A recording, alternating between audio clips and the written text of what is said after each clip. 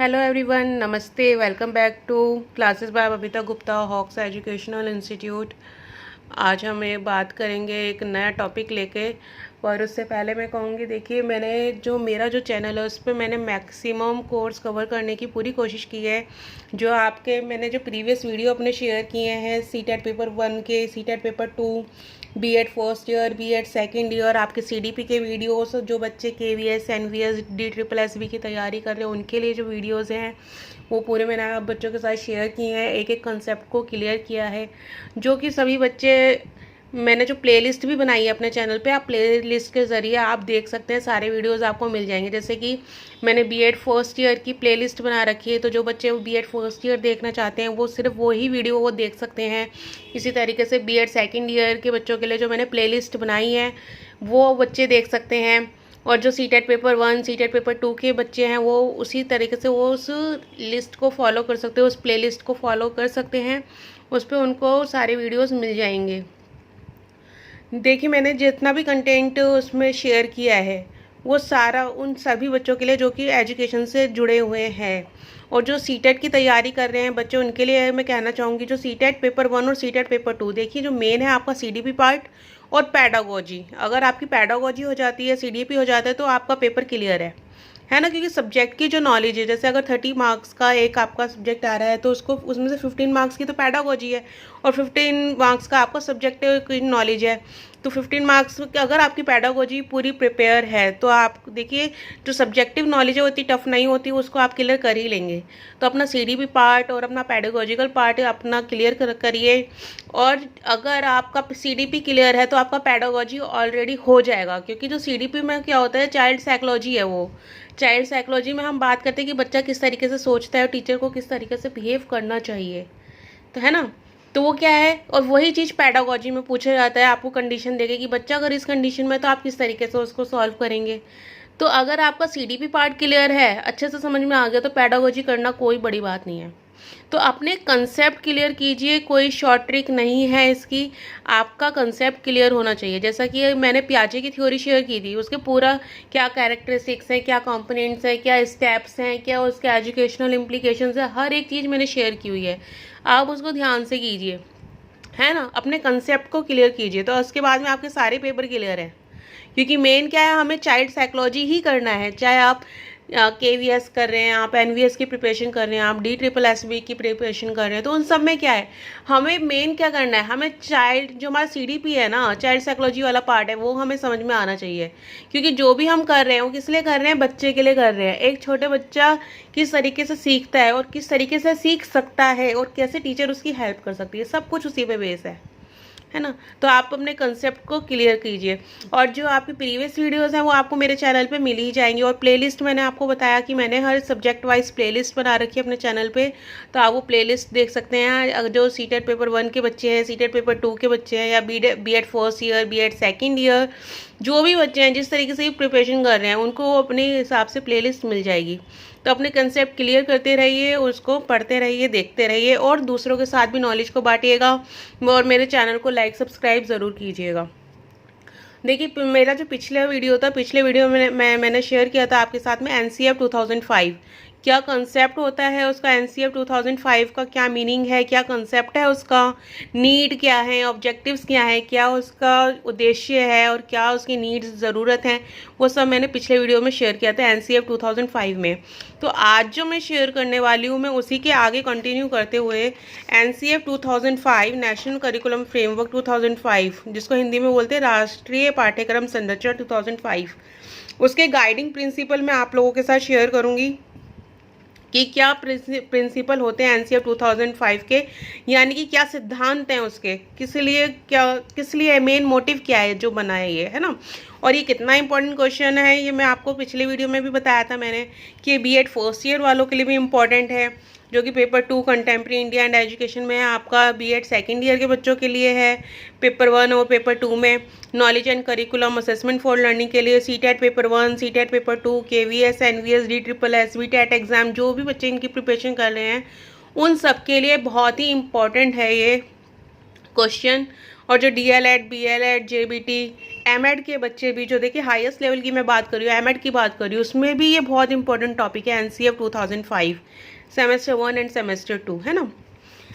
NCF 2005 अगर हम समझे, अगर आज के सिनेरियो हम देखते हैं तो क्या है, आज के सिनेरियो में हम यही तो फॉलो कर रहे हैं, हम नेशनल करिकुलम फ्रेमवर्क को हम फॉलो कर रहे हैं। और उसका क्या है, उसका जो मेन मोटिव है ना कि बच्चा अच्छे से सीखे बिना किसी कठिनाई के, है ना, जैसा हमारा एनवायरनमेंट है उसके अकॉर्डिंग वो सीखे। तो देखिए अब हम आगे बढ़ते हैं कि क्या इसके गाइडिंग प्रिंसिपल हैं। गाइडिंग प्रिंसिपल का मतलब क्या होता है, कि उसके सिद्धांत क्या है, बेसिक सिद्धांत क्या है उसके, जिनके ऊपर चलते हैं हम लोग एनसीएफ 2005 के। तो इसका जो सबसे पहला पॉइंट है, first point, linking school knowledge with the child's out of school experience. यानी इसका मतलब क्या है, जो विद्यालय के ज्ञान को बच्चे के बाहरी अनुभवों के साथ जोड़ना। जो हिंदी मीडियम बच्चे हैं, हिंदी मीडियम वाले बच्चे हैं, वो भी नोट करते रहें, और इंग्लिश मीडियम वाले बच्चे भी अगर नोट करना चाहते हैं तो वो भी हिंदी में नोट करते रहें। और वैसे मैं डिफ़िकल्ट वर्ड्स भी मैं शेयर करती हूँ बाद में, तो उसमें भी आपको हेल्प मिल जाएगी, तो नोट्स अपने बनाते रहें साथ के साथ। तो क्या मतलब है इसका, फर्स्ट पॉइंट का, विद्यालय के ज्ञान को बच्चे के बाहरी अनुभवों के साथ जोड़ना। और बाहरी अनुभव कैसे, जब बच्चा बाहर सोसाइटी में निकलता है ना, सोसाइटी में वो निकलेगा तो कुछ 4 चीज़ें सीखता है, वो अलग अलग लोगों से मिलता है, उनसे अलग अलग चीज़ें जो सीखता है, अलग अलग चीज़ें देखता है सोसाइटी में। तो क्या होता है कि जो उसको स्कूल में नॉलेज मिल रही है ना, जो भी उसको विद्यालय में ज्ञान मिल रहा है, उसको बाहरी ज्ञान जो उसके अनुभव कर रहा है, वो स्कूल से बाहर की दुनिया को जो अनुभव कर रहा है, वो उससे लिंक कर पाए उस चीज़ को, है ना। अगर कोई उससे क्वेश्चन कर रहा है तो उसका आंसर उसको पता हो कि क्या होगा ये, वो उसने स्कूल में पढ़ा हो, स्कूल के उसके जो ज्ञान है, उसका विद्यालय का ज्ञान है, उसमें वो लिंक करता हो, वो जुड़ता हो। सेकंड है हमारा डिस्करेजिंग रोट लर्निंग, यानी कि रट के याद करने को हतोत्साहित करना, है ना। यानी कि हमें कोशिश ये करनी कि बच्चा ज़्यादा से ज़्यादा चीज़ को समझे बजाय उसको रटने के। Clear, discouraging rote learning. Third है हमारा broadening the scope of classroom learning so that it does beyond the prescribed text book. यानी इसका मतलब क्या है, कक्षा अध्ययन के दायरे को बढ़ाना ताकि ये निर्धारित पाठ्य पुस्तक के पार जा सके, है ना। क्या होता है इसका मतलब, कि हम कक्षा का जो भी कक्षा में अध्ययन कर रहे हैं, जो भी क्लासरूम लर्निंग कर रहे हैं, हम उसके दायरे को बढ़ा रहे हैं। स्कोप मतलब दायरे को हम उसको बढ़ा रहे हैं, ताकि वो जो भी बुक के, जो भी हमारे पास बुक है, जो भी हमें बुक दी गई है, उससे निर्धारित पाठ्य पुस्तक के बच्चा क्या करे, पार सोच सके। ऐसा नहीं है कि बस जो बुक्स में वर्ड्स लिखे हैं वो उन्हीं को यूज़ कर पा रहा है, उन्हीं को देख रहा है, उन्हीं को रट रहा है, ऐसा नहीं है। वो उनके पार भी सोच सके कि आज मैंने क्लास में एक्टिविटी के थ्रू ये सीखा तो मैं उसको बाहर ये चीज़ यूज़ कर सकता हूँ, है ना। वो उसकी टेक्स्ट बुक में तो नहीं होगा ना वो चीज़, जो एक्टिविटी में वो चीज़ सीखेगा, तो वही चीज़ है ये। इसके बाद में है हमारा फोर्थ पॉइंट क्या है हमारा, making the examination system flexible and responsive to the child's overall development. इसका मतलब क्या हुआ, इसका मतलब है हमारा परीक्षा प्रणाली को लचीला और उत्तरदायी बनाना, है ना। और किस लिए, बच्चे के संपूर्ण विकास के लिए, द चाइल्ड्स ओवरऑल डेवलपमेंट। यानी कि बच्चे के संपूर्ण विकास के लिए परीक्षा प्रणाली को लचीला और उत्तरदायी बनाना, रिस्पॉन्सिव बनाना, ये हमारा फोर्थ प्रिंसिपल है। Making the examination system flexible and responsive to the child's overall development. Clear, इससे क्या होगा, देखिए जब हम परीक्षा प्रणाली को बच्चे के संपूर्ण विकास के लिए यूज़ करेंगे तो क्या होगा, बच्चे का हमें ज़्यादा से ज़्यादा आउटपुट मिलेगा, बच्चा ज़्यादा से ज़्यादा सीखेगा। ये हमारा फोर्थ प्रिंसिपल था। इसके बाद हम बात करते हैं फिफ्थ प्रिंसिपल के बारे में।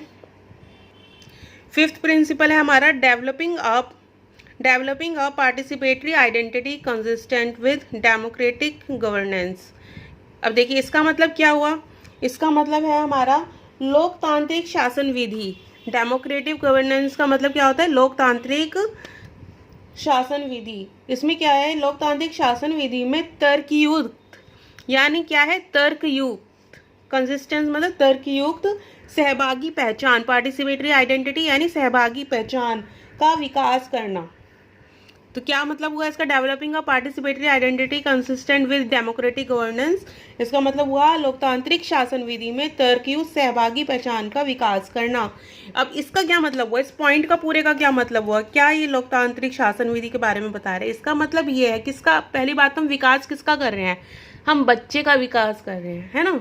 तो बच्चा जो हमारा डेमोक्रेटिक गवर्नेंस है, जो भी हमारी लोकतांत्रिक शिक्षा प्रणाली है, शासन विधि है, उसके अंदर वो क्या बच्चा क्या कर सके, खुद का विकास कर पाए, है ना, खुद की अपनी सहभागी पहचान बना पाए, पार्टिसिपेटरी आइडेंटिटी बच्चा क्रिएट कर पाए, है ना, एक अपनी खुद की पहचान बनाना वो बच्चा कर पाए। और वो तभी होगा जब हम उस करिकुलम फ्रेमवर्क को हम फॉलो कर रहे हैं, उन प्रिंसिपल्स को हम फॉलो कर रहे हैं, तभी बच्चा कर पाएगा ना, तभी बच्चा अपनी विकास बना पाएगा और तभी अब बच्चा अपनी पहचान बना पाएगा और उसका विकास कर पाएगा।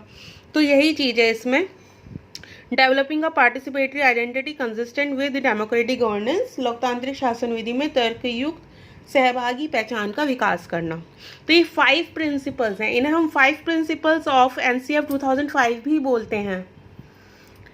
तो अगर आपको देखिए एक क्वेश्चन अगर आता है कि एनसीएफ 2005 के बारे में आपको लिखना है, तो आप किस तरीके से लिखेंगे? सबसे पहले आप उसका कंसेप्ट बताएंगे, उसकी नीड एंड ऑब्जेक्टिव्स बताएंगे, आप उसके प्रिंसिपल्स बताएंगे, फिर उसके बाद आप उसके रिकमेंडेशंस बताएंगे। ये मैंने आपको पिछले वीडियो में भी बताया था कि इस तरीके से आपको आंसर करना है। और जो इसके रिकमेंडेशंस हैं, मैं अपनी कमिंग वीडियो में उसके बारे में भी बताऊंगी, सारे रिकमेंडेशंस इंग्लिश और हिंदी दोनों में बताऊंगी, क्योंकि मेरे वीडियोस जैसा मैं हमेशा के लिए कहती हूँ कि हिंदी मीडियम इंग्लिश मीडियम दोनों बच्चों के लिए हैं। तो आप उनको फॉलो करें, आप ध्यान से पढ़ें, देखें, सुने और उसको लाइक करें, सब्सक्राइब करें, दूसरों के साथ भी बांटें, उसको नॉलेज को बांटें, शेयर करें, ताकि सबको नॉलेज मिल पाए। तो चलिए अब हम लास्ट में जो हम शेयर करते हैं डिफ़िकल्ट वर्ड्स क्या है वो। फर्स्ट है हमारा गाइडिंग प्रिंसिपल। इसका गाइडिंग प्रिंसिपल का मतलब क्या होता है? मार्गदर्शक सिद्धांत। डिस्करेजिंग, डिस्करेजिंग मतलब हतोत्साहित करना। बियॉन्ड, बियॉन्ड का मतलब होता है परे, पार होना या परे होना। ब्रॉडनिंग, ब्रॉडनिंग का मतलब क्या होता है? विस्तार, फैलाना। नेक्स्ट हमारा प्रेस्क्राइब, प्रेस्क्राइब का मतलब होता है निर्धारित, नियत। नेक्स्ट हमारा टेक्स्ट बुक, टेक्स्ट बुक क्या होती है? पाठ्य पुस्तक। एग्जामिनेशन सिस्टम, एग्जामिनेशन सिस्टम मतलब परीक्षा प्रणाली। रिस्पॉन्सिव, रिस्पॉन्सिव मतलब उत्तरदायी। डेवलपिंग, डेवलपिंग मतलब विकासशील, विकासशील या विकास उन्मुख। नेक्स्ट हमारा पार्टिसिपेटरी आइडेंटिटी यानी सहभागी पहचान। कंसिस्टेंट, कंसिस्टेंट का मतलब एक जैसा, संगत या तर्कयुक्त। डेमोक्रेटिक, डेमोक्रेटिक का मतलब क्या होता है? लोकतांत्रिक। गवर्नेंस, गवर्नेंस का मतलब क्या होता है? शासन, अधिकार या फिर शासन विधि। तो ये क्या थे? डिफ़िकल्ट वर्ड्स थे और ये सारे वही वर्ड्स होते हैं जो कि मैंने कंटेंट शेयर किया होता है। तो ये जो मैंने 5 प्रिंसिपल शेयर किए हैं आपके साथ में, इसी के डिफ़िकल्ट वर्ड्स मैंने शेयर किए हैं, तो बच्चों को समझने में आसानी होगी ये चीज़। तो आप इसको पढ़िए, देखिए, समझिए और नेक्स्ट वीडियो जो मेरा कमिंग वीडियो है उसमें मैं इसके रिकमेंडेशंस भी शेयर करने वाली हूँ आपके साथ में एनसीएफ 2005 के। तो आप फॉलो करते रहिए, देखते रहिए और सब्सक्राइब करना ना भूलें। थैंक यू, धन्यवाद।